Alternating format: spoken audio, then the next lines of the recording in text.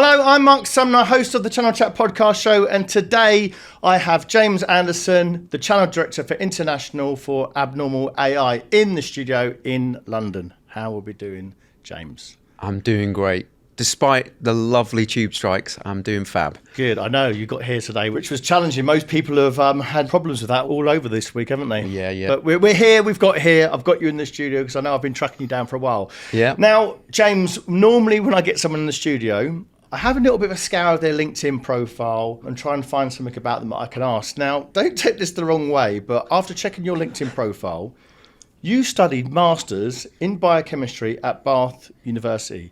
So, without being rude, what the hell are you doing in the studio? You should be a scientist. What are you doing here? Why are you in tech? Yeah, it's a great question. I often ask myself that as well. But no, so I guess biochemistry was a thing. My father was a chemical engineer, and he was a Unilever research, doing soap research for like many years.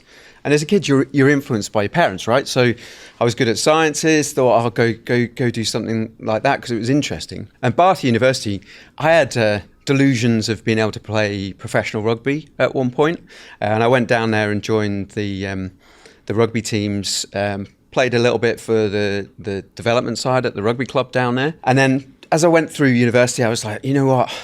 I can't be in a lab coat for the rest of my life. That is not my game. So I went into a sales role for a company that was selling stuff into clean rooms because it was loosely linked to biochemistry. And then from there, I got the taste for technology. I went into a small reseller for a period of time, and then the rest sort of history after that. But yeah, it was an interesting start in the world. Was your dad disappointed you didn't follow the career as a scientist? No, I think he did like 40 plus years at Unilever, and I think he'd had enough of it at that point in time. But both my brothers did similar, right? My elder brother worked at Tetra Pak for a long time as a chem eng, and my younger brother still he's a genetic biologist, and he's in Cambridge, so he's the real brains of the operation. Wow, impressive. So you started your career in tech. Now, I was looking through your profile. You've worked at Trend, you work at Ivanti, you've worked at Quest, Exabeam. How come you've become now to Abnormal AI? How did that happen? I've known people at Abnormal for a while, so it's been on my radar. But there's some changes at the organisation I was at, which made me start thinking: is this the right place for me anymore? And usually when I go out and I look at what I'm going to do next, I look at three things for a company. I look at product market fit. So, is the product the main product that they sell in a market which is either growing, new, or are they doing something different in a really staid part of the industry? And Abnormal absolutely doing that. I'm sure we'll talk a little bit about it later. They're doing something really different. They're changing the game in an email security. Secondly, I look at like what stage of growth are they at? What value can I add in that stage of growth? And I'm always been a scale-up person. I'm probably not your first boots on the ground from a channel point of view, but I'm really great at building some structure into teams and helping scale up regions. So that's great, ticking the box for what Abnormal are doing in EMEA. And the third is people, right? Can I see in their senior leadership team really great people, and do I know people, and do I have referenceability into that business, either through partner connections or people who work there? And again, ticking the box. So for me, all three things fit really well, and it was a no-brainer for me. It was like, yep, absolutely got to do this. And that's a bit of good advice for the listeners. If they're sort of thinking about a new move and they're sort of considering those three things, how do they go about researching that? If you haven't met the leadership, how do you know they're going to be good leaders to work for? Yeah, so those three things, how would one go about doing it? It's interesting, right? So if you're looking at early stage funded companies, you can get a lot of information from places like Crunchbase. You read the media about how well funded they are, what they're trying to do, and from when you scratch a bit deeper into some of those articles, you'll see they've got international expansion plans, or XYZ thing that they're going to try to do. And then also you'll see some of the leadership in there, and quite often really progressive leaders have got some sort of blog. They've been in lots of press articles. You can read and you can see them on things like Channel Chat. You can see them on video podcasts, and you can see the kind of individuals they are, and also through your network, right? If you're in this game of partner sales, if you haven't got a network, you need to work on that. And through that network, you can get good information as to what organizations are doing. And, that's absolutely what I did in this case. I knew a bunch of people, one person in particular, Richard Orange, who was going to be sat here. I'm doing it instead, which is probably more relevant for you and your audience. But I knew Rich really well. He spoke really highly of the organization. And then going through that process, you just use the opportunity to scratch deeper on some of the things that interest you about that organization. And that's a two-way process. I think sometimes when people are in interview processes, they forget that and they're always in sell mode. And you need to do your own diligence. So that's how I went about it. And for me, as I say, it hit those three boxes really, really well. Do you know what? I was actually amazed. I mentioned it off camera. I was amazed at now companies researching individuals on YouTube or in videos, or if they've been on Channel Chat or somewhere in the press, around their background and actually viewing them before they actually see the candidate. Before, I'd send a CV, they look great on paper, I'll see them. Now, they're actually doing their due diligence all the time. So if listeners are not thinking about coming on, this is why one reason you should come on the show. So let's move on, James, because I wanted to talk about channel strategy. Now, you've worked for channel companies before. Without being disrespectful with it, is it just, it's a new brand, it's rinse and repeat, I'm going to do what I did before? Are they just repeating the strategy they had before with just a new brand? There's an element of that, right? There's always experience that will come into play about positive experiences you've had with the partner community in the past. However, I think it's a bit more than that. You absolutely have to look at what your ideal customer profile looks like, and how are you going to tailor that partner community that's going to help you get in front of that ideal customer profile, right? So, a large enterprise piece of technology is a very different partner community to a consumer brand, right? So there's that at play. Then you have to look at what's your value proposition to that partner base, and does it fit with the partners that you're trying to go after? So, if you've got a great product that, installs itself and you don't have a huge amount of pro serve around the side of it or managed service, you're looking at, much more the reseller community who can help you with connections into an account. Whereas if your technology needs every bell and whistle touched and tweaked, you're going to be looking at, GSIs, MSSPs who can wrap a value add service around the side of it. So it's about understanding your own business first. What are you trying to achieve? And then building that go to market off the back of it. So there is an element of rinse and repeat, but it's absolutely, you've got to tailor it for the market and your ideal customer profile. Now, you're trying to expand internationally. Yep. What's been the hardest part of building channels across different regions? Oh, that's a great question. I've done it at a number of places, and I think the first time I did it, the difficulty I think is getting to grips with cultural differences. It's hugely important, right? At the end of the day, the saying goes, people work with people. But if you don't understand the culture of certain countries and the way they operate and how things work, you can very quickly get things wrong. The channel's got a great memory, right? They remember the bad things, right? So making a mistake, you have to work hard to get past some of those. So I think definitely culture is an important thing, and building a network again. So if you're UK based and you've done a great job in the UK, expanding that network into Europe isn't a given. So the ways in which I've done it previously, obviously you look at some of the multinationals that are here in the UK that have presence elsewhere, but you also look at what's your go-to-market strategy. If you're going to use something like distribution or a marketplace, then you leverage relationships there to help you build your partner community in those local countries. So absolutely, it's a combination of both of those things, I think. And once you've established that partner, you've got the relationship going, how do you decide which partner to work for? The ones that are going to grow with you. Yeah. How do you decide? The way I do it is we're a bit demanding. So I think if there's no mutual buy-in from a partner, it feels like you're always pushing deals into their lap. You're pushing on them to get them to help you on things.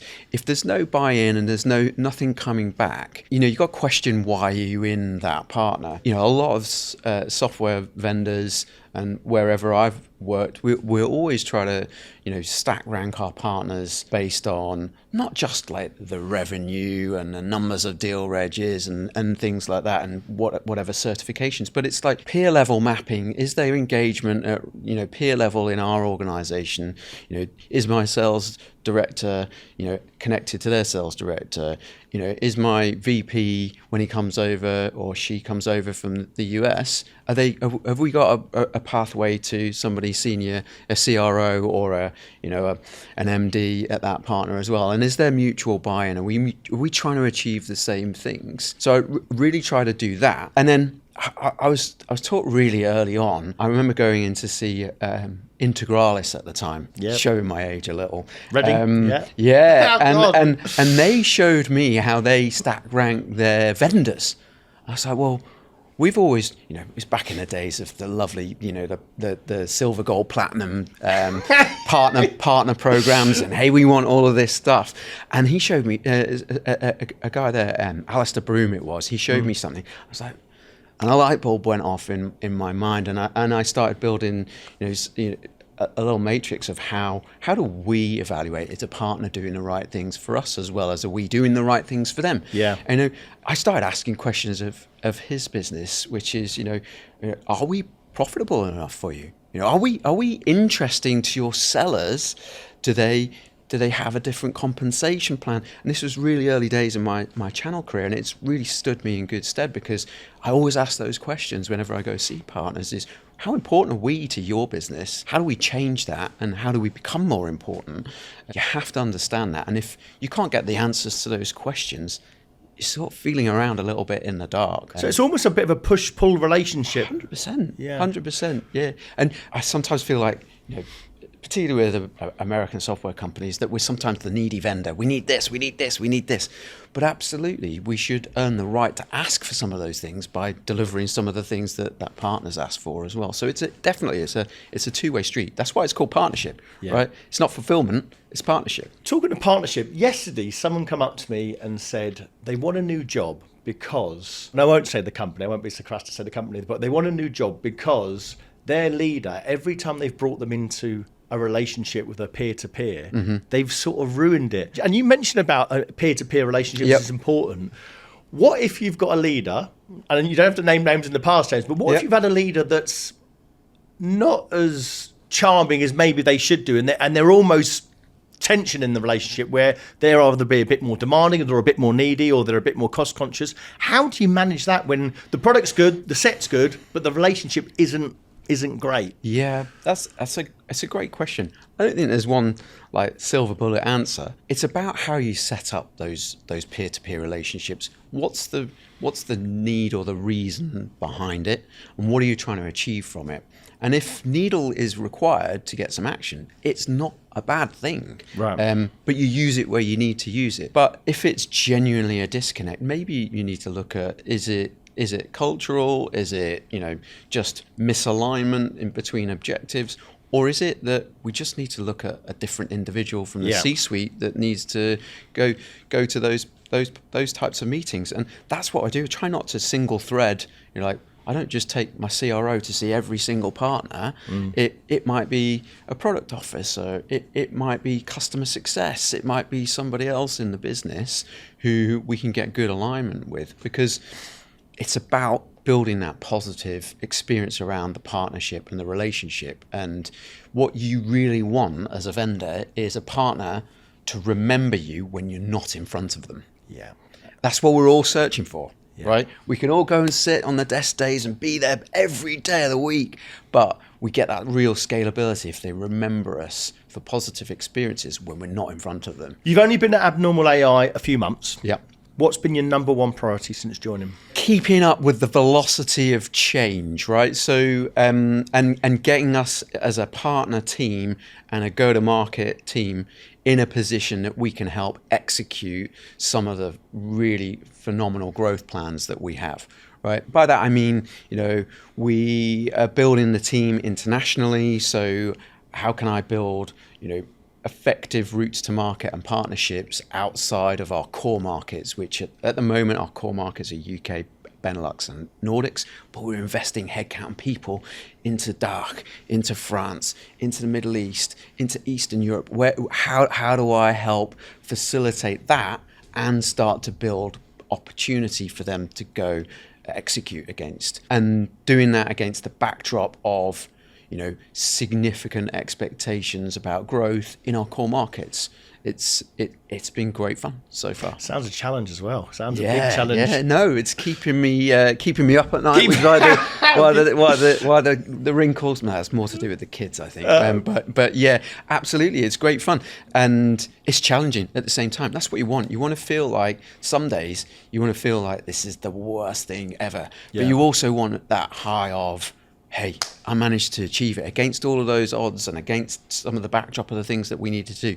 You want to feel like you've achieved something, and absolutely, I feel like I can do that here. Both Exabeam and Abnormal push behavioural security. For the listeners that really don't know what that means, get in the world of cyber, well, what is behavioural security? I'd go back to the AI buzzword seems to be everywhere. Everybody's looking at AI, and it's about understanding what part of AI, because it's a very broad, all-encompassing term, and most of us are probably familiar with large language models like a ChatGPT, right? I can ask it to do stuff and it will help me do stuff quicker. There's another subset which is a bit more algorithms and machine learning, right? So what machine learning can do for us in a number of different things is help us baseline what a normal behavioral pattern for you or I is. And that can be, in the Exabeam sense of the word, that was looking at all the logs that were coming in and looking at, what am I doing on a day-to-day basis? What data am I accessing? Where am I accessing it from?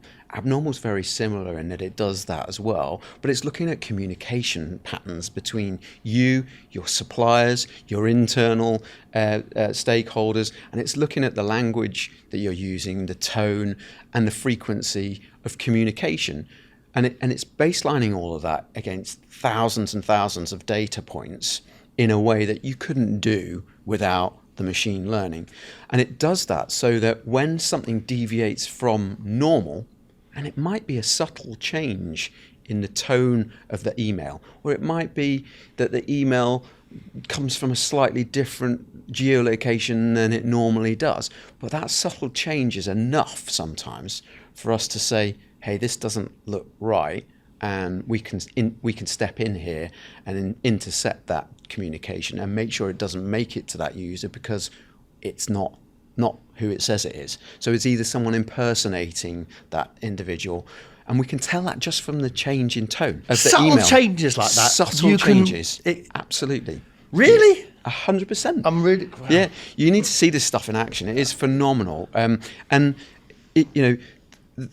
tools like ChatGPT have been phenomenal for productivity, but they're also phenomenal for productivity for the bad guys, right? Yeah. Right? They can use ChatGPT now to send a super targeted email to you and impersonate somebody maybe that you know in your network, but you see that and they're asking you to do something. It's usually something time-bound and an ask and something different from normal. And those are subtle that sometimes users don't spot them. But with the machine learning and the behavioral baseline that we have, absolutely we can spot those and we can protect individuals from that. It could be on the tone or the language or the use of words that I've used before. Correct. It will pick up a subtle change. Correct. Wow. An example of that is, say you're emailing with a supplier.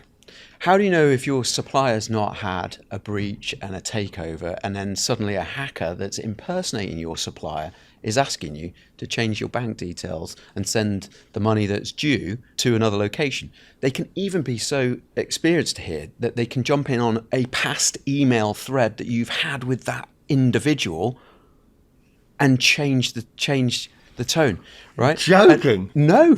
We see this all of the happening? time. This is happening now. Business email compromise has gone from spam and bad links and poor attachments and, Prince, whatever his face is in Uganda, asking you to send him some money. It's evolved now, and it's super targeted, involving account takeovers and impersonating people that you know and have communicated with before. And it's really hard to spot. It feels like it's impossible to spot. How would you know? Well, you need tools that can help you, right? The attackers are using tools all of the time to be able to do this. And it's about making sure that we use the tools available to us with AI to help us get better at defending against this stuff. Scary. It is.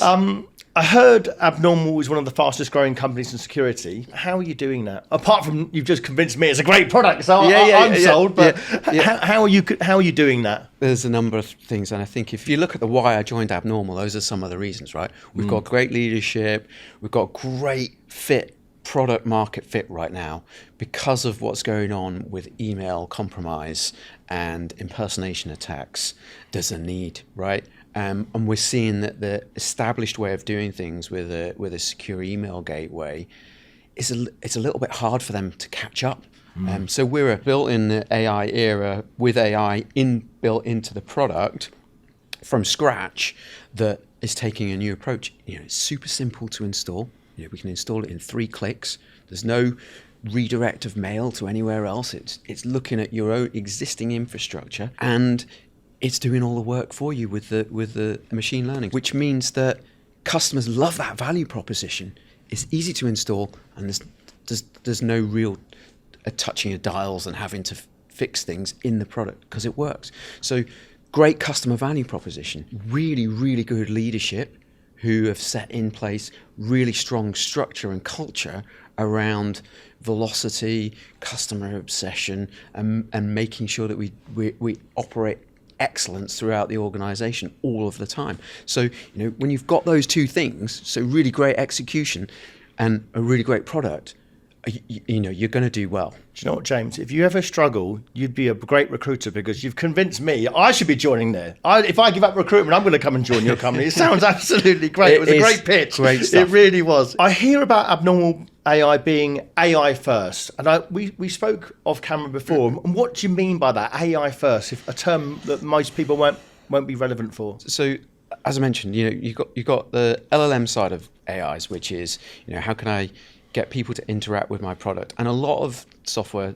Traditional software vendors are bolting that onto their product so they can slap a AI badge on it. Abnormal was founded in this era of AI, and AI was built into the fabric of the product. So from a get-go, it is using the latest technology around machine learning and behavioral security. So that's part number one. Part number two is that we leverage AI throughout the organization from a product development point of view all the way to individual contributors. Even in my team, we're looking at ways in which we can use AI to accelerate how well we execute in the field on a day-to-day basis. And I'd say that is an AI-first approach. Everything is, can we do this with AI to help us go faster? And we're not doing that at the expense of people either. It's really interesting. We've hired a phenomenal amount of people, probably over a quarter of the company in the year to date in the 6 months. So in an economic environment where you're seeing large layoffs because of AI, we're like, we need the people and the AI so that we can go at the pace that we want to go, which is why we're one of the fastest growing cybersecurity companies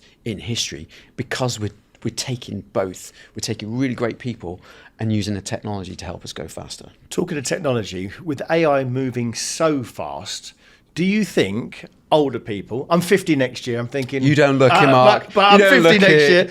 But older people, maybe into their 50s or 60s that still want to work, etc. Do you think there's a risk they're going to be left behind, or they're not going to be retrained? Or is their experience still vital for a company? You have to balance both. AI is a phenomenal tool that can help us do things faster, quicker, help us automate some of the processes that we go through. However, I come back full circle almost to where we started, which this is a people game, right? No AI can replace people talking to people and building experiences. If your product is, low value proposition and easy to sell, maybe you can sell some of that through chatbots and things like that. But if you're in an enterprise software game, absolutely people are still hugely important. So experience, network, the way we work is still super important. So people will be, core to that. Hence why, we're still hiring great people. But you have to have the curiosity to be able to work out, how can I make this help me do something faster, quicker, better? Think about those monotonous tasks that you do on a day-to-day basis. How could I use AI to help me with that? And a lot of organizations will have AI experts or AI hubs, which is, this is where all our content sits. And it's the same as it's ever been in being really good at what you do, is curiosity to make yourself better. It's just another tool. You just got to understand it. You've got to work out how you can use it to make good use of it to make yourself better. And it's the same. If you're interested in continuous learning, which good people are, absolutely you can find a way to make it work. Where do you think AI for you or your business has made the clearest measurable impact for sort of business processes, and what sort of change as a result? Give an example. So we use AI in lots of different ways. So there's two places I think I would call it out, which is we use Gong and Zoom for a lot of our customer engagement, which allows us to, with the permission of the customer, obviously, it allows us to be able to record those calls and analyze them. And we've got some phenomenal people in our organization who found ways to analyze the transcripts of calls and pull out key metrics from those conversations and start to build, from a library of thousands of hours of calls, how can we do things better from a customer success point of view? How do we spot red flags in some of these that might have been missed by the individual? And how do we do better in that? So that's one great example. Another is we use a hub for our AI, like I mentioned earlier, which people producing little GPTs, so little agents that will allow you to do certain processes. I've got a great example. Somebody created one for a WinWire, right? A WinWire. This is a deal that we did. This is why we won. These are some of the reasons, to help share across the sales team. But we've done it in such a way that there's a little tick box which says partner facing, and in probably as long as it takes for that query to run, which may be 10 or 15 seconds, I can go in and I can say, I know we just closed this deal with Softcat. I want to create a WinWire that my channel manager can share at Softcat and get it around that organization, super quick. And it takes them 10, 15 seconds to create this is what the opportunity was, this is what the customer was looking for, this is what Softcat did to help us. And it is so great. It's amazing. It's a salesperson's really good. Dream, that is, isn't it? If they're getting that data. Yeah, it's really good. So no excuses not to hit your targets if you're working for abnormal. Absolutely. No chance. Yeah. Let's move on, James. Let's talk about MDF, because lots of partners and people say to me either partners are using it as an income stream and maybe not using it for MDF, or they're not really using it for lead generation, or they're just not accessing it and they're leaving it on the table. What's your view generally about MDF? Yeah, this is an interesting one. There's pros and cons to MDF. I'm actually more in favor of not having programmatic MDF, but having cooperative funding. Slightly different. Instead of putting the budget directly attached to revenue, you put the budget in a pot which the partner has to apply for. So if we go back to the question about how do you pick the right partners, if you've got the right partners, they're asking you for money to do activity that's going to help generate, mutual pipeline. So I'm much more in favor of, cooperative. Let's look at that. And then when we've got the right stack rank of partners and the right partners that we're engaged with on a day-to-day basis, then absolutely we look at what's that available pot look like and how much are we going to spend with the top 5, the next 10 and the rest. And then we look at, how do we engage them best in that process. MDF, it was directly attached to, hey, we did a million bucks over here and I get 2% back as my MDF pot and I'm going to claim it. And actually, you're right. Sometimes it just sat as a management bonus and it made no impact to long-term relationship. So I'd rather strip that out, put it as co-op, as I say, and then build, if we want to build an incentive fund around rebate, then let's call it what it is. It's rebate. It's not MDF. So I'd rather do it that way. But I do think it has merits, right? Yeah. Particularly if you're in a world with distribution, and if distribution are going to use that pot to generate income on the long tail of partners, absolutely it can work great. But you have to put some guardrails around it and make sure that you're administering it properly, managing it properly, and more importantly, inspecting the outcome from it. And if it's not generating outcome, then you should be thinking about whether it's a viable program or not. What advice would you give to the smaller partners that maybe they don't know how to access MDF, or they're not sure where to go, or they just think actually James is just going to give it to the top 10 partners and we don't get a chance? How would you advise them to sort of go about it? Yeah, great question. So I would say in our world in particular, we use Ignition as a distribution partner here in the UK. We operate a model with them, which is, hey, we're going to actively engage with this set of partners. Here's a set of partners that we're mutually both going to go engage, and here's a set of partners that we would love you to go and engage and work with. And if a partner comes inbound to us and they fit one of those three buckets, then that's absolutely how we direct them to go engage with us. And Ignition are great. They've been building out some partner plans for partners that we don't touch at all. We sometimes go in and do a little bit of enablement with them, but they've been building out some plans for us which should start to benefit us in the rest of our Q3 and Q4. So yeah, that would be how I would do it. Obviously go inbound to the vendor and search their programs, and everyone's slightly different, but some of them, most of them will carry some kind of partner that's going to help their longer tail. And again, James, what advice would you give to sort of partners that have heard what you've just said? Maybe they're a bit tentative about going into AI. What advice would you give them to sort of stay relevant? You have to do it. It's not even a debate. You've got to do it. 100%, you have to. The same answer to the employee question about how do you stay relevant. It's here. It's coming. You know, I told you about some specific, particularly dark examples about how AI is being used for bad, but it's also being used for good. So absolutely, you have to get engaged in, you know, who are your core customers? What are some of the use cases they're exploring about how they're going to use AI in their organization to help benefit them? And you've got to find products and services that can fit that to stay relevant, because guess what? Every single organization out there right now is looking at how they're going to use AI. Some in a very sporadic, just go off and do it fashion. Others in a very programmatized, this is how we're going to control it fashion. And there's opportunity for the channel in both of those. So I absolutely encourage everybody to not just take what the vendors are saying, go speak to your customers. Yeah. What are the problems they're trying to solve? And how is AI going to help them? And find products that align to that message that they can then go do something with those customers. A couple of quick fire questions, James. Are you or Abnormal AI work from home or work from anywhere? We're hybrid.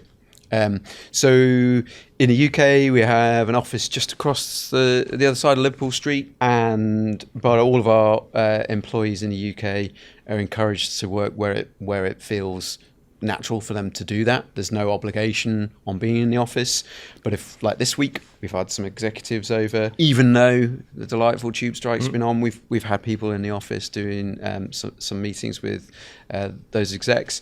But yeah, people are people. They've got lives, right? And we want work to be a core part of that, but you've got to find time for the family and other stuff around the side. So if working from home works from you, work from home. What AI or piece of tech couldn't you live without? Or is in your phone? Maybe you're using something you think, I can't live without this. What is it? Well, the phone is one, right?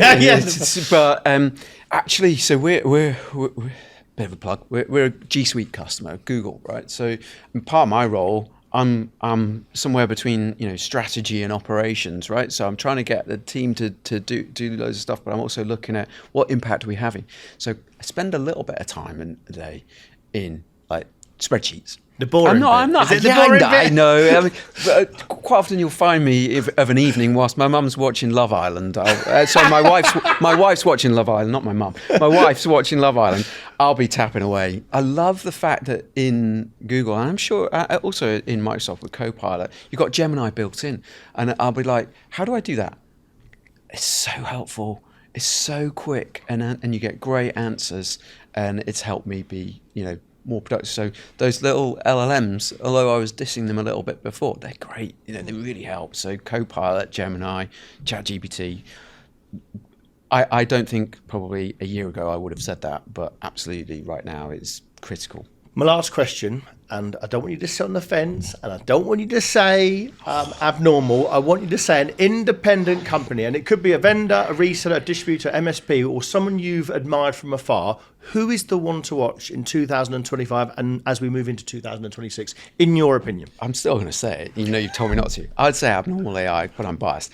Aside from Abnormal, there's probably two ends of the spectrum I'd look at. One is a really established company that went through some significant challenge probably a couple of years ago now, but have come out of that incredibly strong, which is CrowdStrike. They're a phenomenal organization. We have a really, really strong integration with parts of their portfolio, which we're leveraging in the partner community. But CrowdStrike, they're doing great things. And I think they will continue to grow at phenomenal pace and be a real powerhouse in this industry, more so than they are now. And the second, I think, is more a group of companies at the moment, because I don't think there's one that stand out, is organizations looking at how to secure the use of GPT, ChatGPT, Copilot, etc. So what data is going in and out of those tools, and finding ways to put guardrails and controls around those that can help protect sensitive company information. And I think from that, there's a group of them out there at the moment. A few of them have been acquired. One recently by Palo Alto, Protect AI. There's a few others that are out there that are doing similar things. That they'll be really, really interesting to see how they progress over the next few quarters. James, you've been a great guest. Thanks so much for your time. Brilliant. Thanks, Mark.